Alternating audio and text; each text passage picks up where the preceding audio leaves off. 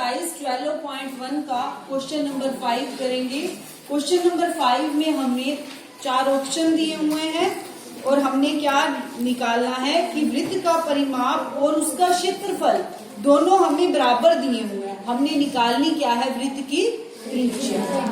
वृत्त का क्षेत्रफल बराबर है वृत्त का परिमाप।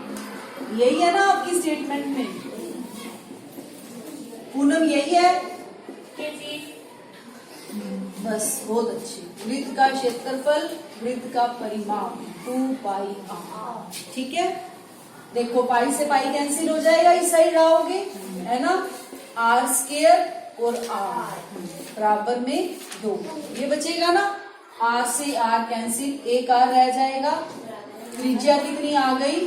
2 सेंटीमीटर। ठीक है, ये क्या है आपका, इसमें है 2 मात्रक। आपका ए ऑप्शन करेक्ट हो जाएगा, 5th का ए ऑप्शन आपका करेक्ट हो जाएगा। ठीक है, अब मैं आपको करवाऊंगी एक्सरसाइज 12.2। 12.2 करने से पहले आपने ये समझना है कि त्रिज्या खंड और वृत्त खंड क्या होता है। देखो त्रिज्या खंड क्या होता है, आपने पहले पढ़ा हुआ है ये। त्रिज्या खंड क्या होता है? त्रिज्या खंड कौन बता सकता है किसी को याद? बताओ बताओ, शाबाश। त्रिभुज नहीं कहते इसको, त्रिज्या। हाँ, ये त्रिज्या है ना, ये वृत्त का केंद्र है। ठीक है, ओ ए और ओ बी क्या है? त्रिज्याएं। ठीक है, किसका? नहीं, फॉर्मूला बाद में, पहले ये समझो त्रिज्या खंड होता क्या। त्रिज्या खंड क्या होता है? त्रिज्या खंड के नाम से क्या पता चलता है? जो त्रिज्या से बना हो, है ना। ऐसा खंड जो त्रिज्याओं से बना हो। अब ये 2 त्रिज्याएं हो गई और ये क्या है? ए बी, 4 है ना। इसको मैंने यहाँ एक और नाम दे दिया बीच में पी, ताकि हम इसको क्या करेंगे, O A B B, O A B B. ये क्या है हमारा? त्रिज्या खंड।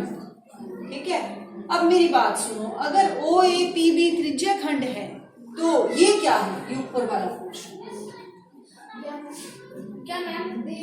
देखो मेरी बात सुनो, ये त्रिज्या खंड है ना। अब त्रिज्या खंड की डेफिनेशन क्या हुई कि जो चाप और 2 त्रिज्याओं से बना हुआ है ना।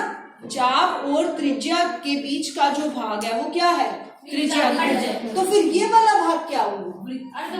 वृत्त खंड। दीर्घ क्या? दीर्घ त्रिज्या खंड। क्यों? इसको क्यों कहा दीर्घ त्रिज्या खंड? क्योंकि इसका जो एरिया वो ज्यादा है। क्योंकि त्रिज्या खंड का जो एरिया, क्योंकि ये भी त्रिज्या और चाप से ही बना हुआ है। ये जैसे त्रिज्या और चाप से बना है ना, तो ये इस पार्ट को भी ध्यान से देखो, इसमें चाप बड़ी है, ये इतनी बड़ी चाप है। चाप क्या होता है? वृत्त का भाग है ना। तो ये वृत्त का भाग ही तो है, यहाँ से लेकर यहाँ तक, है ना। ये भाग इतना था, अब ये भाग इतना बड़ा है चाप का। और ये क्या है? ये वाला पोर्शन इस त्रिज्या और इस त्रिज्या के इधर का ही तो है। तो ये वाला भाग भी तो त्रिज्या और चाप के बीच का ही भाग है ना। इसीलिए इसको बोलते हैं लघु त्रिज्या और इसको बोलते हैं। इसीलिए अब मैं इसके बीच में भी कोई नाम दे देती हूँ, क्यों। ठीक है, तो अब इसको मैं क्या कहूंगी? ओ ए क्यू बी। बड़े वाले का हो गया ना ये नाम, ओ ए क्यू बी। इसको क्या कहेंगे? दीर्घ त्रिज्या खंड। अब मेरी बात सुनो, अगर आपको क्वेश्चंस में ये दिया हुआ ना कि त्रिज्या खंड का क्षेत्रफल निकालना, तो उसमें आपने कंफ्यूज नहीं हो ना कि दीर्घ का निकालना है या लघु का निकालना है। तो उसमें हमेशा ये मीनिंग होगा कि लघु वाले का। ठीक है, अगर दीर्घ का निकालना होगा तो साथ में लिखा हुआ होगा कि दीर्घ का निकालो, दीर्घ त्रिज्या खंड का क्षेत्रफल निकालो। अगर सिर्फ त्रिज्या खंड लिखा हुआ है तो उसका मतलब है लघु त्रिज्या। समझ आ गई? उसमें आपने कंफ्यूज नहीं होना कि लघु का निकालना है या दीर्घ का निकालना है। त्रिज्या खंड का मतलब लघु त्रिज्या खंड, दीर्घ त्रिज्या खंड अगर उन्होंने निकलवाना होगा तो ये मेंशन किया हुआ होगा कि दीर्घ त्रिज्या खंड का क्षेत्रफल निकालना। ठीक है, अब आपको ये समझ आ गई त्रिज्या खंड क्या होता है। एक होता है वृत्तखंड, जो ये है, ये क्या है? जीवा, बिल्कुल ठीक बात, ये जीवा है। वृत्त पर किन्हीं दो बिंदुओं को मिलाने वाली रेखा क्या होती है? ठीक है, तो जीवा और ये क्या है? चाप। जीवा और चाप के बीच का भाग वो क्या होता है? वृत्तखंड। ठीक है, ये क्या है आपका? वृत्तखंड। जैसे हमने त्रिज्या खंड किया वैसे ही वृत्तखंड है, वहां सिर्फ फर्क इतना है, वो त्रिज्या और चाप के बीच का भाग था, ये जीवा और चाप के बीच का भाग। ठीक है, अब जीवा और चाप के बीच का भाग, अब ये छोटे वाला है ना, तो इसीलिए इसको आप लघु वृत्तखंड भी कह सकते हो या वृत्तखंड भी कह सकते हो। अब ये ऊपर वाला भी तो जीवा और चाप के बीच का भाग है ना, तो ये क्या है? दीर्घ वृत्तखंड। ठीक है, अब आपने ये अंतर समझना है त्रिज्या खंड और वृत्तखंड के बीच का। ठीक है, अच्छा एक फॉर्मूला बताना है आपको, त्रिज्या खंड का क्षेत्रफल कैसे निकालते हैं। देखो, अब मैं मान लेती हूँ ये वाला एंगल क्या है? थीटा। थीटा है ये एंगल। ठीक है, अब मेरी बात सुनो, जब पूरा चक्कर हो जाता है तो कितना एंगल बनता है? 360 डिग्री का एंगल बनता है ना। तो उस वक्त एरिया कितना होता है? एरिया यानी क्षेत्रफल।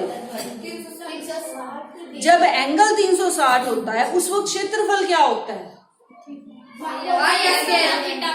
थीटा क्या होता है? 360। जब एरिया क्या होता है? पूरा। पूरे का मतलब पूरा एरिया कितना होता है वृत्त का? पूरा एरिया, एंगल नहीं, एरिया कितना होता है? वृत्त का एरिया कितना होता है? Pi r square. क्षेत्रफल, एरिया का मतलब क्षेत्रफल। यानी जब वृत्त का एरिया आपका पाई आर स्क्वायर है उस वक्त एंगल कितना होता है? 360। यानी जब 360 का एंगल है तो एरिया यानी क्षेत्रफल कितना होता है? ठीक है, जब एंगल 1 डिग्री होगा तो पाई आर स्क्वायर। ठीक है, अब मैं कह रही हूँ एंगल कितना है? थीटा। ठीक है, जब एंगल थीटा है तो एरिया कितना होगा?